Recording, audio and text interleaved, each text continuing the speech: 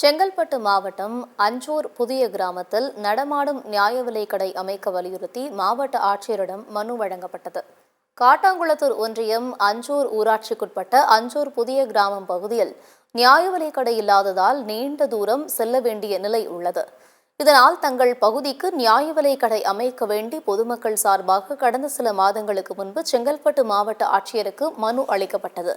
அதைத் தொடர்ந்து நேரடியாக வந்து ஆய்வு செய்த அதிகாரிகள் விரைவில் பொது விநியோக நியாய விலைக் கடை அமைத்து தருவதாக கிராம மக்களிடம் வாக்குறுதி அளித்தனர்.